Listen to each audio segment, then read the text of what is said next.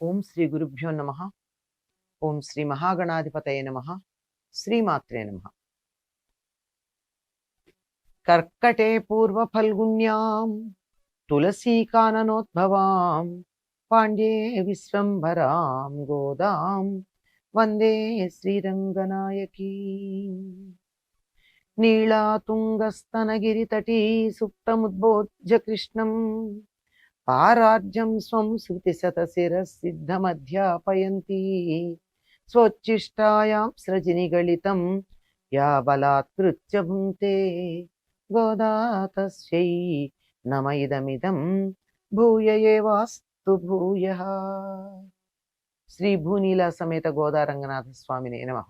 మారిమలై ముళంజిల్ మన్నిక్కిడందురంగుం సీరియ సింగం அறிவித்துத்தி விழித்து வேரிமயிர் பொங்க எப்பாடும் பேருந்தரி மூரி நிமிர்ந்து முழங்கி புறப்பட்டு போதருமா போலே நீ பூவை பூவண்ணா உன் கோயில் நின்றிங்கனே போந்தருளி கோப்புடைய சீரிய சிங்காசனத்திருந்து யாம் வந்த காரியம் ఆరాయందరులే లోరెంబావాయ్.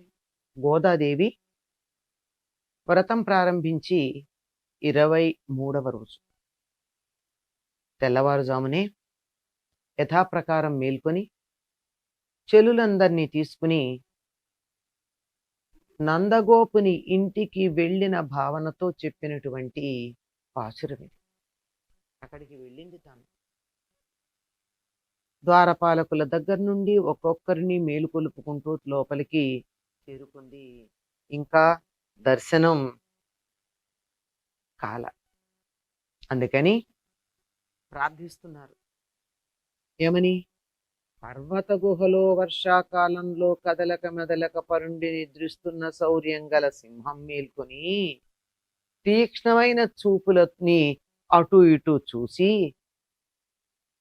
ఒక విధమైన వాసన గల ఆ మెడ దగ్గర ఉండే వెంట్రుకలు ఉంటాయి, జూలు అంటారు. ఆ జూలుని అటు ఇటు చక్కగా విదిలించి అన్ని వైపులకు దొర్లి దులుపుకుని సాగి ఒంటినిలా సాగదీస్తుంది. ముందు కాళ్ళు ముందుకి, వెనక్కాళ్ళు వెనక్కి పెట్టి శరీరాన్నిలా సాగదీసి గర్జించి గుహ నుండి బయటకు వస్తుంది. నువ్వు కూడా అట్లా రావయ్యా. ఈయన్ని సింహాసనం మీద ఉండడమే కాదు, ఈయన్ని సింహంతోనే పోల్చటం జరిగింది. సింహానికి ఉన్న లక్షణం చెప్పుకున్నాం కదా, ఆశ్రితులను రక్షించటం అనేటటువంటిది సింహానికి ఉండే లక్షణం. సింహం గుహలో చేరి నిద్రిస్తూ ఉంటుంది. నువ్వు కూడా ఇంట్లో ఉండి నిద్రపోతున్నావు సుమా. కానీ ఆ నిద్ర ఎంతసేపు? నువ్వు ఇంతంతసేపు నిద్రపోవడం ఏమన్నా భావ్యంగా ఉన్నదా? ఆ సింహం ఎలాంటిది? శౌర్య రాశి, పరాక్రమం అంతా ఒక్క చోట రాశీభూతమైనటువంటిది. కృష్ణుడిలో కూడా అదే లక్షణం ఉంది. పరాక్రమం అంతా రాశీభూతమై ఏకీకృతమై కనపడుతూ ఉంటుంది. ఆ సింహం లేచాక ఏం చేస్తుంది? వెంటనే గబగబా బయటికి రాదు. ఒళ్ళు విరుచుకుంటుంది, సాగుతుంది, జూలు విదిలిస్తుంది, అన్ని పక్కల పరికించి నెమ్మదిగా వస్తుంది.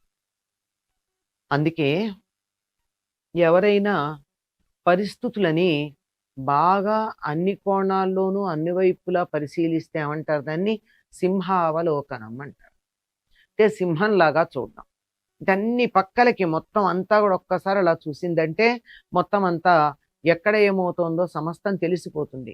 ఆ విధంగా ఆ పరిసరాలని, వాతావరణాన్ని అంతటినీ తనకి ఎలా ఉంది, అనుకూలంగా ఉందా, ప్రతికూలంగా ఉందా అని జాగ్రత్తగా గమనించేటటువంటి లక్షణం సింహానికి ఉంటుంది.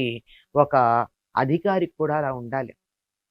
సరిగ్గా పర్యవేక్షణ చేయకపోతే ఇబ్బందులకు లోనయ్యే ప్రమాదం ఉంది. కనుక అలా పరిశీలించి ఆ రంగంలోకి దూకుతున్నాను అని చెప్పడానికి మెడకున్నటువంటి జుట్టుని జూలు అంటారు. అదొకలాంటి మదపు వాసన ఉంటుంది. ప్రతి జంతువుకి, అంటే మనిషికి కూడా సుమా, వాటికి సంబంధించి ఆరోగ్యకరంగా ఉన్నప్పుడు వాటిదైన ఒక వాసన ఉంటుంది. సింహానికి ఉండేటటువంటి వాసన జంతువులన్నిటికీ చాలా ఆ దాని ఉనికిని తెలియజెప్పేటట్టుగా ఉంటుంది. అటువంటి వాసన ఎక్కడుంటుందట దానికి? జూలులో ఉంటుంది. అంటే మెడ దగ్గర ఉండేటటువంటి జుట్టు. దాన్నొకసారి విదిలించిందట. అలా విదిలిస్తుందట. అలా విదిలించి సాగి అప్పుడు గుహలో నుంచి బయటకొస్తుంది. తొందరపాటేం లేదు. ఎప్పటికీ అంతా తన అధీనంలోనే, తన అధికారంలోనే అడవిలో ఉన్న మృగాలు ఉంటాయి గనక తను నెమ్మదిగా సావకాశంగా రావచ్చు. తొందరపడాల్సిన పని లేదు. అటువంటి ధైర్యం ఉంది. కనుక నెమ్మదిగా అలా ఏ విధంగా వచ్చిందో సింహం అట్లా నువ్వు లోపల నుంచి బయటికి రా. అది సింహం రంగు వేరు. నువ్వెలా ఉంటావు? అతసీ పుష్పవర్ణం అంటే నల్ల అవిసె పువ్వు.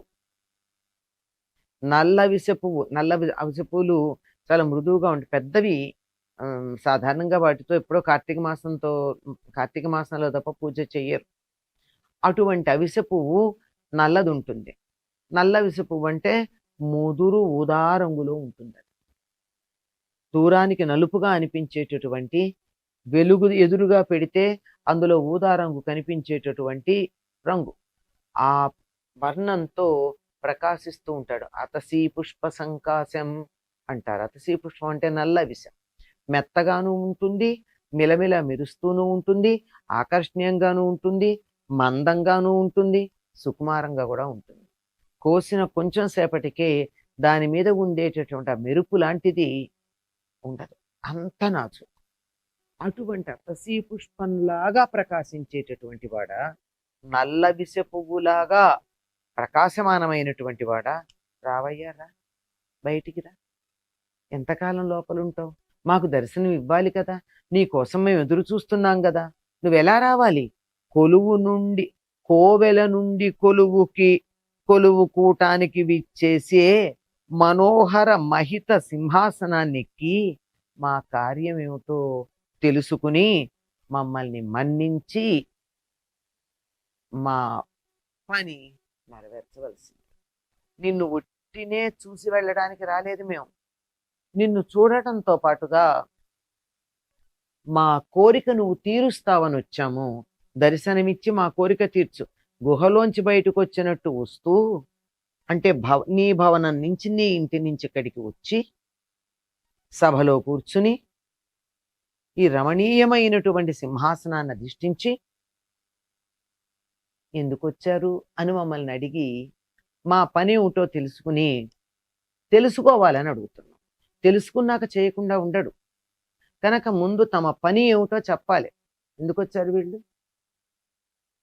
ఇప్పటి వరకు చెప్పింది ఒకటి, ఇంకా తర్వాత వాళ్ళు చెప్పబోయేది ఒకటి. మధ్యలో పరమాట ఎత్తట్లేదు. ఆ తర్వాత వస్తుంది ఎందుకు ఎత్తట్లేదో తెలుస్తుంది. ఆ మాట ఎందుకు మాట్లాడటం లేదని. ప్రారంభమేమో పర కోసం వస్తున్నామని చెప్పారు. ఇప్పుడు దాని ప్రసక్తి లేకుండా మాట్లాడుతున్నారు. వీళ్ళ ప్రయోజనం మరేముందో అది తెలియాలి అంటే మరి గోదాదేవి చెప్పేదాకా మనం ఆగాల్సి ఉంటుంది. కనుక మేము వచ్చిన కార్యం ఏమిటో నువ్వు తెలుసుకో అంటే అంతవరకే అడుగుతున్నారు కానీ తర్వాత మాట అంటారు. తెలుసుకున్నాక ఆచరించకుండా వీరిని అనుగ్రహించకుండా వీళ్ళ కార్యాన్ని నెరవేర్చకుండా ఉండలేడు. అందువల్ల కనుక సింహంలాగా, గుహలోంచి బయటకు వచ్చే సింహంలాగా నీ భవనంలోంచి బయటకు వచ్చి సింహాసనం మీద కూర్చుని మా కోరిక ఏమిటో తెలుసుకుని అది తీర్చవలసింది అని చెప్పి గోదాదేవి చెలులతో కలిసి శ్రీకృష్ణుణ్ణి ప్రార్థన చేస్తూ ఉన్నది. ఆ లోపల ఎక్కడ గుహ అంటే ఎక్కడి గుహ? గుహాయాం నిహిత. ఈ గుహలో ఉన్నాడు పరమాత్ముడు. ప్రతివారికి తమ దైవం తమ గుండె గుహలోనే ఉన్నాడు కనుక అక్కడి నుంచి బయటకు వచ్చి మమ్మల్ని కాపాడవలసి, మా కోరిక వినవలసింది అని ప్రార్థిస్తున్నారు గోదాదేవి చెల్లుతో కలిసి. స్వోచ్చిష్టమాలికా బంధ గంధబంధురజిష్ణవే విష్ణు చిత్తతనూజాయై గోదాయై నిత్యమంగళం.